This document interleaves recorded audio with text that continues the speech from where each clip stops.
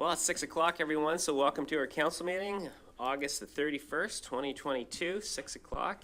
Call this meeting to order and ask members of council if there's any disclosure of pecuniary interest under the Municipal Conflict of Interest Act with the items that we have today. Okay, the first item that we have on our agenda is a public meeting. So a first public meeting. And the purpose of this public meeting is to present and receive public input regarding a proposed zoning bylaw amendment on the subject land known as 6816 6th Line in former township of West Garafraxa. The purpose of the proposed zoning bylaw amendment is to change the zoning of the subject land from A, agricultural, and EP, environmental protection, to A, agricultural exception, and EP, environmental protection. The effect of the amendment is to implement zoning regulations necessary to facilitate a farm dwelling surplus severance and restrict residential uses on the retained parcel. The zoning amendment is a condition of approval of the County of Wellington Land Division Committee of Application B 110-21. If a person or public body does not make oral submission at the public meeting or make written submissions to the Township of Center Wellington before the bylaw is passed, the person or public body is not entitled to appeal the decision of the Township of Center Wellington to the Ontario Land Tribunal, the OLT. If a person or public body does not make oral submission at the public meeting or make written submission to the Township of Center Wellington before the bylaw is passed, the person or public body may not be added as a party to the hearing of an appeal before the OLT unless, in the opinion of the tribunal, there are reasonable grounds to do so. If you wish to be notified of the adoption of the proposed zoning bylaw amendment, you must make a written request to the clerk, Township of Center Wellington, 1 McDonald Square, Elora, Ontario, N0B 1S0. And I'll ask the clerk how notice was given. Through you, Mayor Linton, notice was, just got a notice. Notice of the public meeting was mailed to prescribed persons, agencies, and public bodies on or before June the 23rd. I can also comment that a notice was placed in the Wellington Advertiser and can therefore confirm the requirement for giving notice was completed on June 23rd, 2022. Thank you. And at this point, I'll call on Jeff Buseman, the Van Harten Surveying, to make a presentation. Welcome, Jeff. Yes, my name is Jeff Buseman. I'm here representing the property owner for this zone change application. I don't know, will it be the sketch be on the screen? We've been to the committee, this council before for a number of these types of applications. It's a surplus farm resident severance, and you can see, I'm going to use the orientation of the paper there. The top right is where the proposed severance is. The area of the severance is 2.2 hectares. The retained parcel is 28 hectares. In the far back of the parcel, it gets more green lands and wetlands, and a stream is back there. The severance was really configured to be around the existing, call it yard and facility of the buildings, along existing fence lines. In the top right corner where it shows pond on the severance sketch, that's a pretty kind of wet area in that area as well. So really the purpose of this application is for rezoning the retained parcel to not have a dwelling as part of the severance application that's been approved. I'd be happy to answer any questions or if there's any comments. Great, thanks very much, Jeff. There were no delegations registered for this item. Is there anyone in the gallery who wants to speak to this item here? Okay, any questions from council? Okay, well, I thank everybody for attending this first public meeting. Thanks, Jeff, and I declare this first public meeting closed. Thank you. Okay, we'll move right into our second public meeting and call this public meeting to order. The purpose of the public meeting is to present and receive public input regarding a proposed zoning bylaw amendment on the subject land known as 7048 6th Line in the former township of West Garafraxa. The purpose of the proposed zoning bylaw amendment is to change the zoning of the subject land from A, agricultural, and EP, environmental protection, to A, agricultural exception, and EP, environmental protection. The effect of the amendment is to implement zoning regulations necessary to facilitate a farm dwelling surplus severance and restrict residential uses on the retained parcel. The zoning amendment is a condition of approval of the County of Wellington Land Division Committee, application B 16-22. If a person or public body does not make oral submission at the public meeting or make written submissions to the Township of Center Wellington before the bylaw is passed, the person or public body is not entitled to appeal the decision of the Township of Center Wellington to the Ontario Land Tribunal, the OLT. If a person or public body does not make oral submission at the public meeting or make written submissions to the Township of Center Wellington before the bylaw is passed, the person or public body may not be added as a party to the hearing of an appeal before the OLT unless, in the opinion of the tribunal, there are reasonable grounds to do so. If you wish to be notified of the adoption of the proposed zoning bylaw amendment, you must make a written request to the clerk, Township of Center Wellington, 1 McDonald Square, Elora, Ontario, N0B1S0, and I'll ask the clerk how notice was given. Through you, Mayor Linton, notice was provided and mailed to prescribed persons, agencies, and public bodies on June the 23rd. It was also placed in the Wellington Advertiser on that date. I can therefore confirm the requirement for giving notice was completed on June the 23rd, 2022. And I will again ask Jeff Buseman, I've seen you somewhere before, I can't remember where, to make a presentation. Thank you. This is very similar in that it's the same type of severance, that's surplus farm resident severance. The idea that we're severing off the house, the farm is being rezoned to not have a dwelling. In this case, the house is roughly midway along the frontage. It's a parcel of about 0.45 hectares, which is just a little over an acre. The retained parcel is actually quite large at 49 hectares. That's about 125 acres.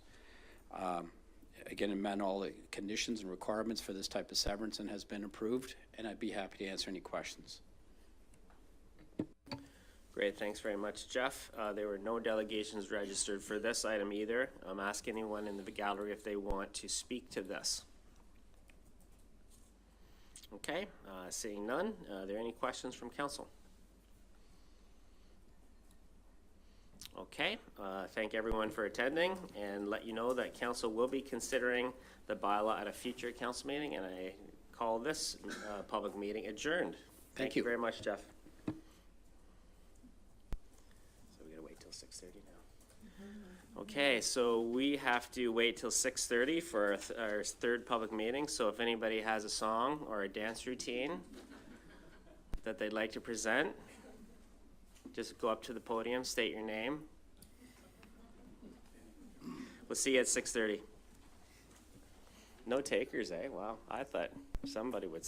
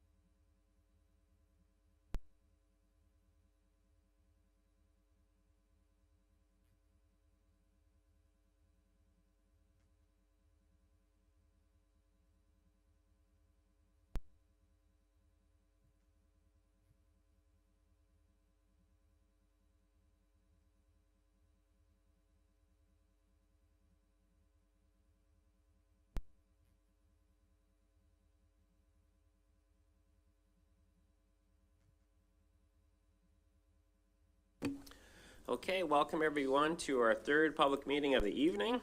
And I call this meeting to order and ask if there's any declaration of pecuniary interest under the Municipal Conflict of Interest Act with the item before us today. Okay, seeing none.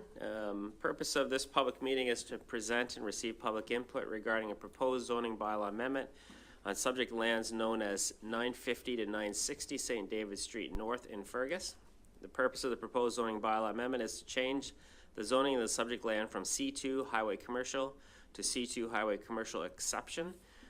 The effect of the amendment is to implement zoning regulations necessary to facilitate a stacked townhouse development, 112 units on the rear portion of the lands, and continue to permit all uses allowed under the highway commercial zone. If a person or public body does not make oral submission at the public meeting or make written submissions to the Township of Center Wellington before the bylaw is passed, the person or public body is not entitled to appeal the decision of the Township of Center Wellington to the Ontario Land Tribunal. If a person or public body does not make oral submission at the public meeting or make written submission to the Township of Center Wellington before the bylaw is passed, the person or public body may not be added as a party to the hearing of an appeal before the OLT unless, in the opinion of the tribunal, there are reasonable grounds to do so. If you wish to be notified of the adoption of the proposed zoning bylaw amendment, you must make a written request to the clerk, Township of Center Wellington, 1 McDonald Square, Elora, Ontario, N0B1SO. And I'll ask the clerk how notice was given. Through you, Mayor Linton, notice was provided to prescribed persons, agencies, and public bodies by mail on or before June the 23rd. A copy was also placed in the Wellington Advertiser, and I can therefore confirm the requirement for giving notice was completed on June the 23rd, 2022. At this point, I will call on Carolyn Baker of Baker Planning Group to make a presentation on behalf of the applicant. Welcome, Carolyn.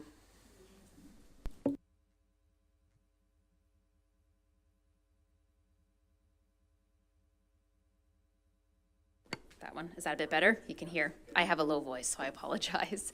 And certainly we do have a PowerPoint presentation. I'm not sure if it's able to be shared this evening. Wonderful, thank you. As mentioned, my name is Caroline Baker. I'm a land use planner with Baker Planning Group, representing both the owner and applicant with respect to the application this evening. We do have a number of individuals here this evening that are part of the ownership group and the applicant team. So certainly we have Howard Dobson from the Groves Hospital Volunteer Association in the audience, Jeff Robinson and Jennifer Mondell from Reed's Heritage Homes, Trevor Fraser's the project engineer from Stantec, Matthew Brower, Paradigm Transportation Solutions, and then of course myself. We'll just go back one here. So I just wanted to start with a little overview of the site, location, context, then move into the planning policies and the amendment before you this evening. The site is known as 950 to 960 St. David Street North. It's just under 2 hectares in size, 100 meters of frontage on St. David Street North, which is a part of the MTO corridor. As you're likely familiar, there's the existing New to You store run by the Volunteer Association on the front portion of the site, and the rear portion is currently vacant. The site is well situated in the northern commercial corridor of the community with surrounding parks, residential, and shopping opportunities. The site is designated highway commercial in the official plan and similarly zoned as highway commercial. The official plan does permit a range of highway commercial uses as well as standalone residential uses. When we move into the zoning bylaw, residential continues to be a permitted use. However, in the instance of the zoning bylaw, residential is only permitted above a commercial use. So it's looking at a vertical integration of mixed use as opposed to horizontal. This graphic in front of you provides a comprehensive overview of the proposed redevelopment, both the owner being the Volunteer Association and the applicant being Reed's Heritage Homes are working together on a comprehensive redevelopment on the site, facilitating the ability to reconstruct the New to You store that better serves their clients and fundraising for the hospital, but also allowing Reed's to build the homes to the rear that do provide a greater mix and a new form of home ownership in the community. You'll see on this concept plan a new centralized access is proposed from St. David Street North. This would serve both the commercial and the residential development, along with a median for access. You'll come into the site, be able to immediately turn left into the commercial, which benefits from the visibility and access along the highway, which is important to commercial use. And then you can move to the rear of the site where the proposed residential units are located.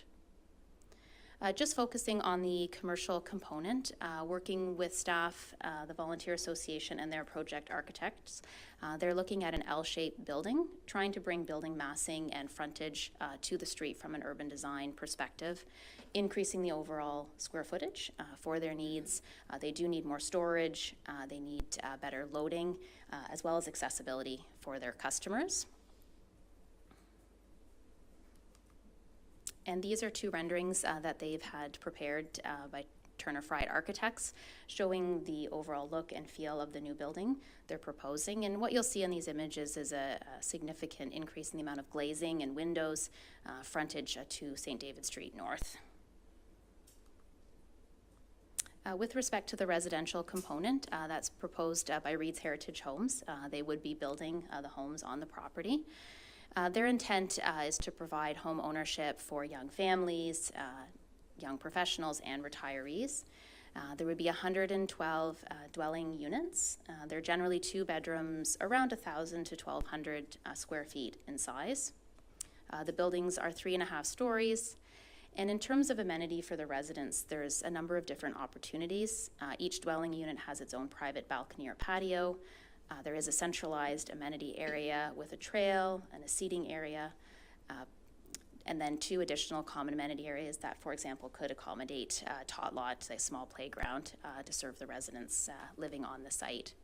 There are 135 parking spaces proposed, which works out to 1.2 parking spaces per dwelling unit. And these are renderings prepared for the proposed residential component. You'll see I've added some orange lines and unit numbers. I just wanted to explain how the building is oriented and the units. So what you'll see is these units are all 1 floor each, and they're vertically and horizontally divided. So we'll move this as an example of 6 vertical divisions, and in each vertical division there's 4 dwelling units. So you'll see unit 1 is half above grade, half below. You'll walk down to a patio, little courtyard, and have your unit. Go up a few stairs to unit 1, and then up to unit 3, and then up to unit 4. So just wanted to provide a brief overview of how those units would be accommodated within the proposed buildings. With respect to the zoning bylaw amendment application, really it's looking to achieve 2 key items. One is to allow, as I mentioned, the horizontal integration of 2 uses being commercial and residential, as opposed to vertical. And the second is to introduce specific provisions for the stacked townhouses. Currently in your zoning bylaw, stacked townhouses are permitted, but they're limited to only being 2 stacked. And in the proposal in this instant, there's 4 stacked. And so we've pulled a lot of the provisions that generally apply to stacked townhouses, but brought them forward into this site-specific zoning bylaw to recognize this proposed definition of stacked towns, which will allow for the 4 being stacked on top of each other. So this includes things like ensuring there's appropriate setbacks between end of building walls, ensuring there's appropriate private and common amenity area, and the off-street parking. In addition, as part of the application, there is a specific off-street parking rate requested for the new-to-use store. It's proposed at 1 per 30 square meters. This is to recognize the demand they currently see for parking based on square footage size, and to recognize that a portion of their building is used for storage and warehousing. You can imagine they receive a lot of donated goods, and they have to sort through them, and then some they keep and some get given to Canadian Diabetes if they're not able to sell it. As part of the zone change application, the team prepared a number of reports and studies. There was a planning justification report that I prepared, a functional servicing and stormwater management report, a geotechnical investigation, and a transportation impact study. With respect to servicing, the report is proposing that both sanitary and water would connect to the existing services on St. David Street North and would be extended into the site. With respect to stormwater, the majority will be directed in its current direction towards the ditch on the north side of the property, with a small amount that would be draining towards the highway, being Highway 6. They have proposed both quality and quantity control and have confirmed that hydro, gas, and telecommunications can be extended to the site. The transportation impact study, they indicated the traffic generated would be 93 peak AM trips and 165 PM peak hour trips. That study has been submitted to the MTO for review, and we are working with them on that. The report recommends that all intersections are forecasted to operate without any problem movements now and in the future forecast, and that no improvements are required to the road network to support this development. And further, it concluded that the proposed parking rates as part of the application are appropriate for the proposed uses. The planning justification report in its review concluded that the application was appropriate and represents good land use planning. As noted, the official plan does permit both proposed uses, being commercial and residential. It does provide for the reinvestment for the new to use store, which serves members of the community as well as supporting the hospital. Will add and enhance the contribution to the St. David Street North streetscape, bringing the building again more forward, keeping the parking to the rear. The new residential units will provide diversity in housing form and tenure to your market. In my opinion, the site is well designed as it co-locates commercial and residential uses that meet the intent of mixed use to promote land efficiency, walkability, and a complete community. That ends my presentation. If it would be to your wish, I can certainly leave the concept up or any renderings if that would assist for any members or council that have questions. Yeah, I'm okay with leaving that up. Is that good? Okay. Thank you very much, Carolyn. And we have one delegation registered for this, Lori Armstrong. So I'll call Lori to come and speak to this application, please. We maybe should take it down until after the delegations. Otherwise, the live stream, they just see that, they don't see the delegation. Oh, okay. Yeah, dig it in. Good evening, Mayor. I'm Lori. and Welcome, Lori. This is my son, Daniel. Hi, Dave. We aren't opposed to the actual new development. What we're really quite concerned with is I live right across the street from the proposed entrance into this facility. And at times, and there's another neighbor here, we can attest to the 93 extra vehicles or whatever. There's times when we can't get out our driveways because the traffic is so backed. So they're so backed up. So there is going to be traffic implications with this new development. Like the new to use store, I can't believe how busy it is each and every day because I see it each and every day. And each and every day when I leave my driveway, I'm always concerned about who's coming out of that new to use now because they are not looking at any residential people coming out of their driveways. They're just more concerned with can they make that left-hand turn and get into town as quickly as possible. Coming out of town, it may say 60 kilometers. At the Beatty home, they're already flying at 60, if not getting up to 80. It is a very busy area of town. Now that we've got Freshco there, we have transport trucks trying to turn down Side Road 19 and trying to get out of Side Road 19. I have clients that come into my house. If they're going left, I'll tell them to turn right, turn into Freshco, go through the parking lot, and turn left because I do not want an accident at my house because it's crazy. And we have deliveries coming to our home with transport trucks turning in and out of Highway 6. Like, it is crazy. Since the new subdivision has gone in north, behind us, our area of town is just crazy busy. And it's not just between 7 and 9 in the morning. It's all the time, like all the time, day in, day out. So 93 extra vehicles or whatever coming, I don't think that's true. I think if you really were to look at a traffic study now, you will see that the traffic is crazy. So my question is, can we not put the entrance to this new development somehow off of Gordon Street to just help divert some of that traffic? Because as I say, I'm not opposed to what's going to happen for the building because we need the building. I'm not opposed to new to you because they're fabulous and they're busy and we need them. but just where are we actually putting that entrance onto the highway is absolutely, I think that really needs to be looked at, because it's unbelievable now. And my other question would be, they say that they're going to connect to the storm sewers and whatever that's on Highway 6. So does that mean if you're on that side of the highway, you get storm sewers, but if you're on the other side of the highway, you don't get storm sewers? Because we aren't on sewers now. We're on septic. So what's our proposal? What are we supposed to be looking at down the road for sewage on that? So those are my main concerns, but really it's like coming onto that highway, that traffic, like it's living there, and I've lived there for over 30 years, and I've seen how the community has developed. It's crazy. Like, I'm amazed Bob Blinkhorn's not here telling you how it's crazy getting in and out of his gas station, and we need that too. Like, so as I say, not opposed to the building, just the traffic that is right in that area that's now. Thanks very much, Lori, for that. Daniel, did you have anything to add?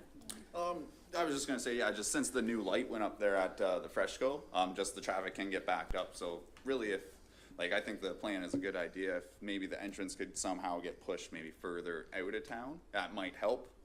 Just because the traffic gets built up past our house, and then, like, I'm just thinking them trying to turn right into town, like when they need to leave in the morning, it might be pretty difficult. But And it's not just the morning. It's like all day, every day, on the weekends. Like, it's just amazing as to how much goes in and out there, like 24/7 on that. But I think that's just something that really needs to be looked at. Okay, thank you for that delegation, Lori and Daniel. I'll ask right now if there's nobody else is registered. Is there anybody else that wants to speak to this in the gallery? Okay, so I will ask the applicant, I will ask Carolyn if you want to make any responses to the questions that were asked by Ms. Armstrong. Thank you, and I'll certainly try to be brief. We can certainly review traffic and entrance. We'll take a look at that with the transportation consultants that are on the team. Just one point of clarification on stormwater. There is a small portion on the front of the proposed development that would be going to St. David, but it is a similar amount that currently goes to that ditch. So it's not proposed to be a storm sewer to bring those services in front of the site. So I just did want to provide that small piece of clarification. That's all right. Thank you.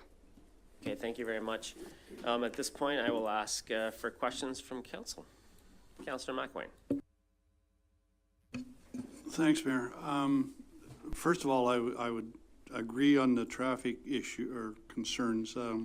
I have just discovered coming off Side Road 19, you can sit there for a couple of lights now trying to turn right. So I can imagine what it's going to be like trying to turn left out of that new development. So I think the recommendation to have the traffic coming in off Gordon Street somehow would be a lot more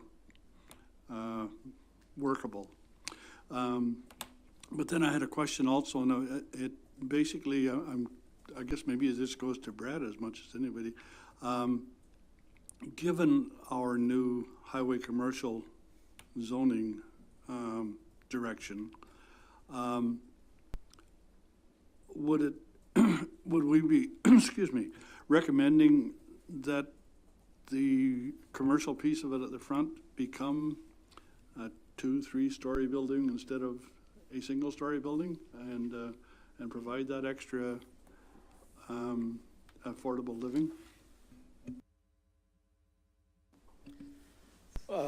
Well, in terms of the overall plan, I think what this plan shows is what we're trying to achieve with that zoning amendment by being able to integrate more residential uses onto kind of an underutilized commercial site. But they're showing a one-story concept here, but they're not proposing to change the zoning to allow only a single story. So certainly the opportunity exists in the future for additional units to go above, But I think what we already see from the site plan here is that if they added more units above the commercial building in the future, they'd be constrained with parking, I think. But that option is still open. And I think, well, maybe Howard, if he's here, could answer, or Caroline could answer that they tried to come up with a concept with another story on it, and the logistics for the way the building gets used was complicated. But again, it still would be zoned to allow them to go up if they can make a suitable configuration. Councilor Dunsmore? Yeah, we talk a lot about attainable housing here and having a different supply of housing, and this fits that criteria of different use, different style of housing. Can you ballpark for me the retail price of these units that you're going to sell them for? And I know that's hard because inflation changes every day. I'm just trying in comparison of what's out there in the market now. Where does this lie as far as attainability? So through the mayor, great question. Certainly, yes, there is instability in the market right now with construction prices and interest rates. Overall, their intent is to come in at a price point lower than other options for new construction that you would see in the marketplace. The figure I think they're looking at is, I believe, starting around the 500s for a 2-bedroom unit. Councilor Foster? Thank you, Mayor. And Carolyn, can you help me understand the parking? Help me understand, you got 112 units targeted at young professionals, young retirees. Help me understand how you determine that 135 spots would be sufficient for 112 units? Or maybe you can elaborate on the parking? Of course, through the mayor. So there is 1.2 parking spaces per dwelling unit. In this instance, I might actually refer to one of the expert is here, Mr. Matt Brower. He prepared the parking justification for the proposed rate. So if he doesn't mind, put him on the spot, maybe to come up and help. Because it's certainly his professional area of expertise, if that's all right. Okay, thank you. You didn't want to come all this way and not talk anyway, so. Yeah. Welcome, Matt. Thank you. Just a clarification, the parking justification study we did was for the commercial component of the site, so there wasn't a parking justification done for the residential part. So I can speak in general because we didn't study it exactly in the study. So in general, the type of units, the single-story stacked towns, generally would have a lower ownership rate. We can get that sort of data from census information, and usually it's around 1 per unit, with the and I think 1 per unit would be what would go with each purchase or rental, whatever it may be, I don't know. And then the 0.2 would be for visitors and overflow there. So that's as much as I can speak to that because the residential part was not studied in our report, and I don't think it was required by the submission, so it was based on the commercial. Yeah, thanks. Follow on, Councilor Foster. Thank you, Mayor. Can you help me? I'm trying to picture where, on a weekend, for example, you got 112 units, 135 parking spots. Lots of people will have visitors. Where would these folks park if there's insufficient parking on a weekend, for example? Is there any overflow? I don't believe there's any overflow planned. If they can't park there, then they can't have their weekend gathering there, I guess, would be the answer to that. The site would have to manage who parks. I don't know if it's parking passes for the visitor site or thing. I'm sure there's lots of things, but it's something we can further study there. Councilor McCray. Thank you, Mayor Linton. Through you, just further to Councillor Foster's question regarding parking, has there been any consideration given to allowing provisions to allow visitor parking in the commercial parking area after hours or on weekends when the commercial facility is not in use? I see that happening in Ottawa. No, certainly through the mayor, that's an excellent idea and certainly something we can explore with the new to use store and one of the benefits of a mixed use site, is there is different peak demands for the type of uses. Commercial will be daytime hours, often visitors are in the evening, so certainly something we can look at between the owner and the applicant. And maybe just to speak one more item on the proposed parking rate. Certainly, I do a lot of work across sort of smaller communities in southwestern Ontario. The trend we're seeing in not only zoning bylaw provisions, but proposals and developments is between 1 and 1.25 spaces per dwelling unit for stacked townhouses, for apartments, really trying to look at 1 parking space per unit, as Mr. Brower mentioned, and then the 0.2 would be for the visitor parking on the site. Councilor McCray, following.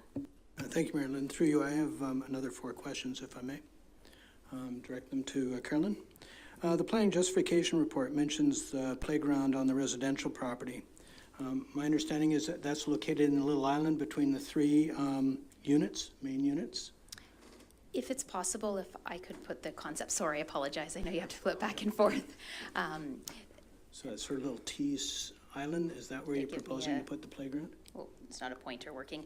So if you look at the commercial building, which is in blue, the Yes. L shape, immediately what would be to the, we'll call it northeast, but plan to the top, in between the pink and the blue, there's a second common amenity area, and they'd be looking in that location for the tot lot. Part of the reason is the central amenity area that you see has some trails and trees and seating, but certainly it has parking around it. So from a more of a safety perspective, they were proposing to put it between where you see the blue commercial and the pink being the residential. There's 3 different common amenity areas on the residential component. Okay, it had mentioned having a playground, sort of a playground, so I was curious what that would entail, that particular playground, but you're calling it a tot lot, so will there be like swings and some shaky movie rock and roll things? Through the mayor, I'm not sure about rock and roll things. I have to get back to you on that one. Yeah. But certainly some swings and a slide, typical to what we would see in a, not quite a parkette, but a smaller park, not a full municipal park where you'd have a full-scale playground. It'd be something a bit smaller than that. Okay, thank you. What measures will be in place for accessibility for persons with disabilities to all facilities and services? I mean, I'm looking at, you've got a 4-story unit. Someone in a wheelchair will not be able to access the 4th floor or the 3rd floor. So what about the ground floor and the 1st floor? Will there be sort of ramps or something to allow accessibility?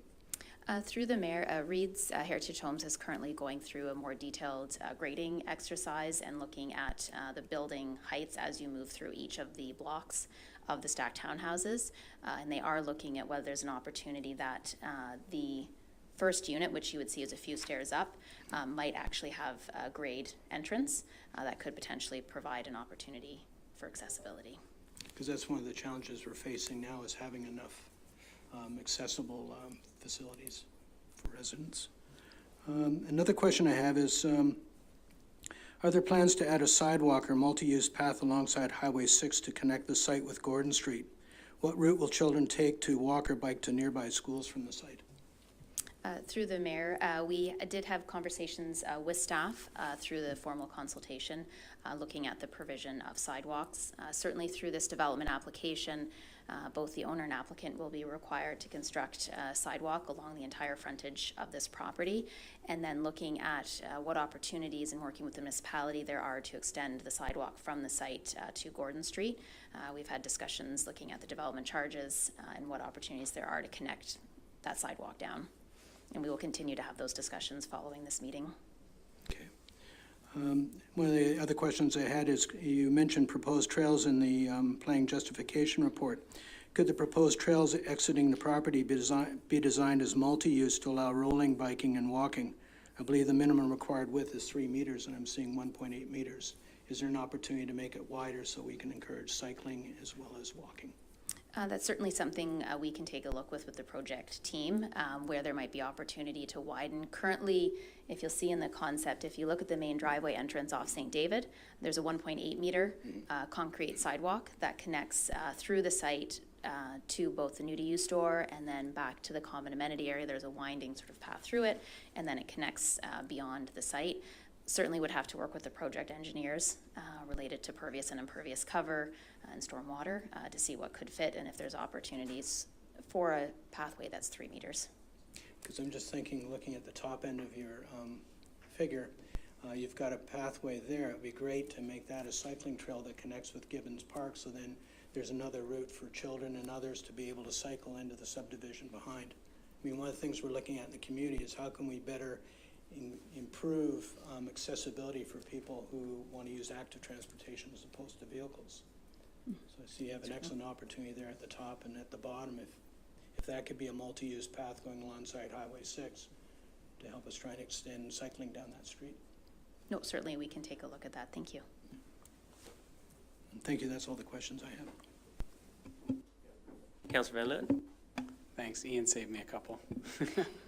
No, one of my questions, it actually comes back to the traffic study and mostly related to the fees, future fees for the township. A lot of times development fees cover growth-related costs in the future.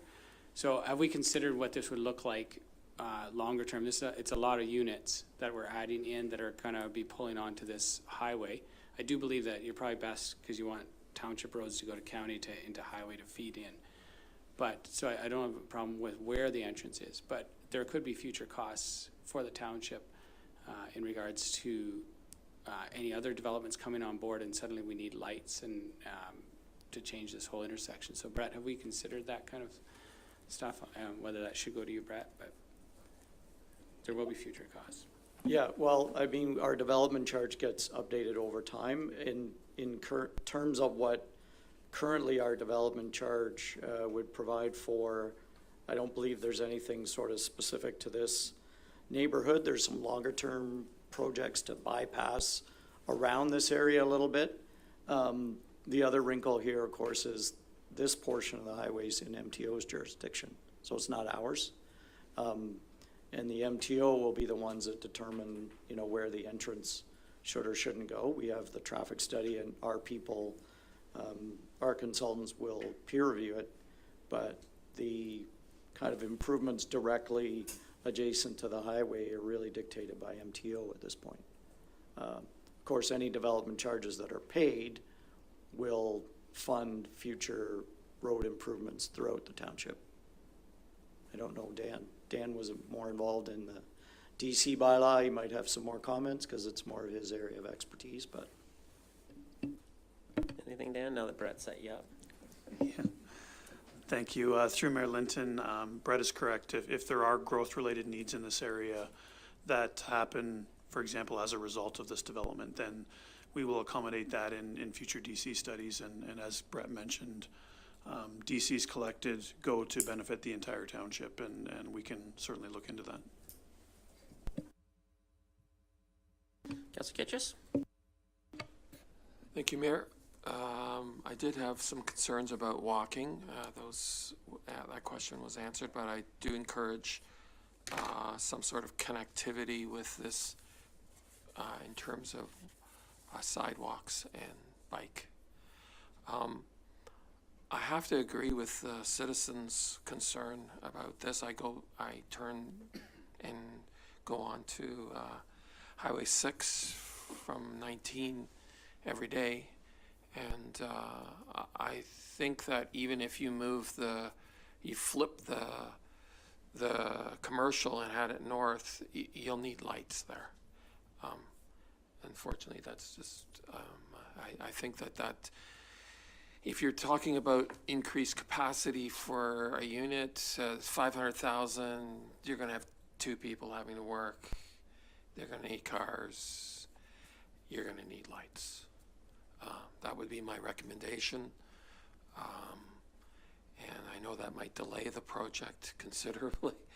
But I think in terms of safety and just timing, you can time those lights already at the lights where Freshco is. There's already a significant backup, and it's the left-hand turns that are the most difficult.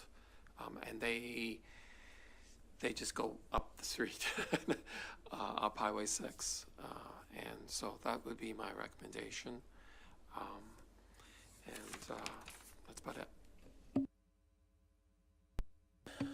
Anything else from council? Councilor Foster? Thank you, Mayor. Carolyn, could you help me understand if I heard you correctly, you don't foresee any impact on the existing roadway and intersections as a result of this development, or very little? There's already a bottleneck between Gordon and the highway and Side Road 19 and the highway. Traffic backs up there already. So when we layer on 112 units, I foresee quite a big impact. Can you help me, maybe you can help me understand what you foresee there? Because I see additional congestion, quite frankly. Certainly through the mayor. So as part of the traffic impact study, what they look at is the current traffic levels. So they assess the intersection, and then it's given a rating, and please correct me as not the expert that you are, but there's a rating like A, B, C, D, levels of service that are considered acceptable, and when it moves into an area that is unacceptable.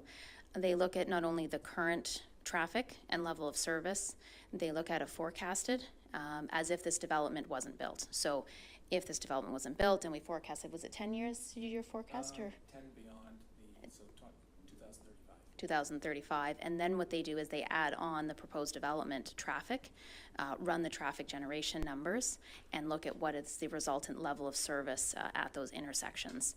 It's when it falls below a certain level of service, which is a time delay at the intersection, that is when they start looking at improvements. So in the traffic study, which I understand through staff is being peer reviewed, it's also being reviewed by MTO in terms of its findings, is based on the traffic data obtained, the forecasted increase in traffic, plus the proposed development, that intersection did not fall below a standard level of service that would warrant those future upgrades. Great, thanks very much, Carolyn, and thanks, council. Again, just a reminder that council's making a decision today. This is for input, hearing some of the concerns, and I think we had heard a lot of concerns. I wanted to thank the Growth Volunteer Association and Reed's Heritage for working together on this.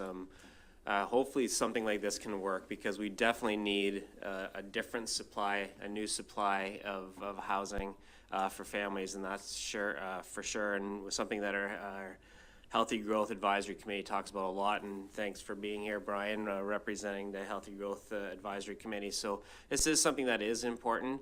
It is true that is one of the busiest intersections in Center Wellington right now, and it is tough to turn left in a variety of different areas. So I think some work has to be done there to make this doable. But I think, there's been a demonstration that we're working together on some of these challenges that we have, because we know that we need to provide more opportunities for people to live in Center Wellington. So thanks for the input today. Thanks for the delegates coming to speak to us. Thanks for all the questions from council. And again, just wanted to let people know that we will be considering all the questions that we've received, and staff will be working with the applicant, and council will be considering a bylaw at a future council meeting, and I declare this public meeting closed. Thank you very much. And we do have a couple items on the agenda if you want to stick around. This is a fun place to be. There's no funner place to be in all of Center Wellington, so stick around.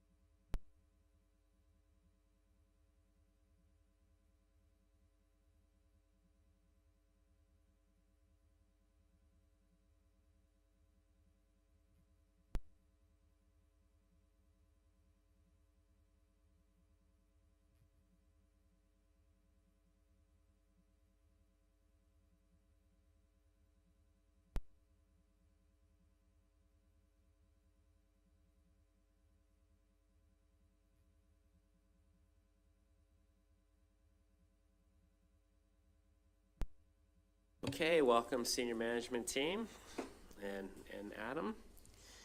So we have we have a report here before you, 4.1, a request for proposal for Wellfield capacity assessment, and I will turn it over to Colin, our Managing Director of Infrastructure Services, to introduce this project. Yep, thanks, Mayor Linton and members of council. So Adam and I are gonna tag team this one a little bit, but I'll provide the introduction to this report, and really just big picture. The Wellfield capacity assessment is a condition within the township's permit to take water. So we have a permit to take water issued from the Ministry of the Environment that regulates the quantity of water we can pump from our municipal well system. And it is due for renewal on June 30th, 2024, which is not too far away. And so this condition is a condition of our renewal, essentially, for the renewal in 2024. So this is some work that will have to support our renewal application in 2023. And so with that, I think Adam will just provide some details on the scope of work for this Wellfield capacity assessment.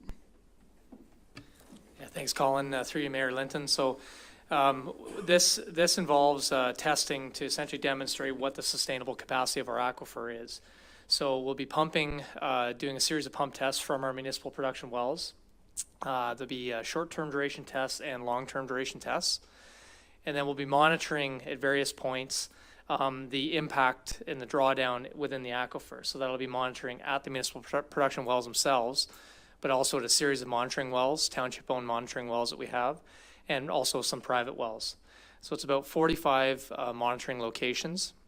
We also need to ensure that we're not creating any potential impact in our cold water streams. So we'll be monitoring surface water in the Swan Creek and the Irvine Creek during the testing to confirm no adverse impacts to the streams. So following the test, we'll be looking at all the data and determining and making some recommendations with respect to the sustainable capacity of the aquifer. I should mention also there's a big groundwater modeling component to this, so we'll be using the existing Tier 3 groundwater model, which was used for source water protection, be updating that model to make some predictions in terms of the water quantity and drought conditions and different pressures on the aquifer, confirming that our taking would be sustainable under those conditions also. So we had 4 submissions from proponents, and so we will be, the recommendation is to delegate the authority to award to the TAC. The reason why we're taking this approach and not taking this to council at the end of September is, as Colin mentioned, we have this ministry-approved work plan. We have to get this capacity assessment completed in the fall of this year, and we feel that we could really use September to get ready for the test, which is planned in October. So we'd like to award before the end of September. So that's everything, I think, and happy to answer any questions you might have. Thank you. Thanks, Adam. Thanks, Colin. Questions from council? Councilor McCray? Thank you, Mayor Linton. Through you, I have 4 questions. I read the RFP materials, AECOM's proposed work plan, and the MECP ministry correspondence related to its review and approval of the proposed work plan. The original work plan identifies the wells included in Phase 1, Phase 2, and Phase 3.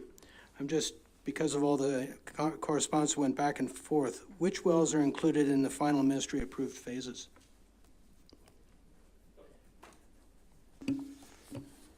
Just let me, just referring to the approved work plan here, so we can get that for you. I mean, I can say Phase 1, it was F1, F2, and F5.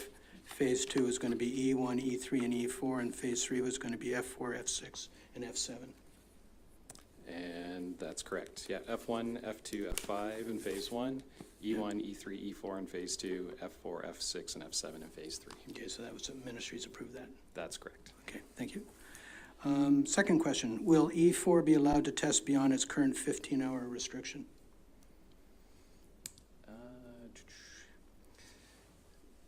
Not likely. It will be tested up to the limits within our current permit to take water. So it's really, the purpose is to demonstrate that our existing permitted rates are sustainable. That's our goal. So we'll just be testing up to the current permitted rates, which includes for E4 the 15-hour restriction.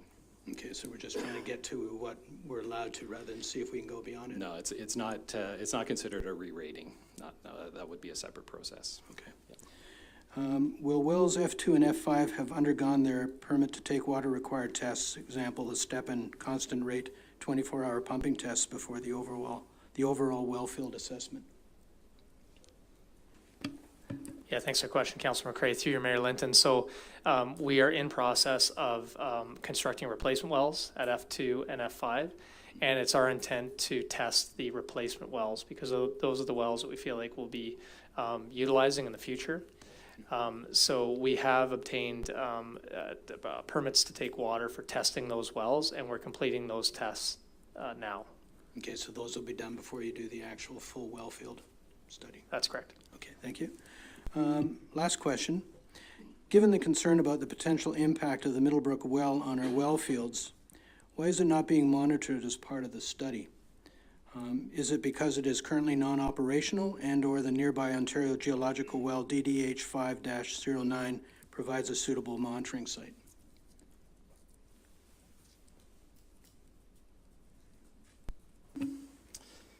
Yeah, through Mayor Linton. Yeah, in the 2012 test, so this is essentially we're reproducing the test that was done in 2012. The Middlebrook well, which is under artesian conditions, so which means the static water level is, very high above ground level.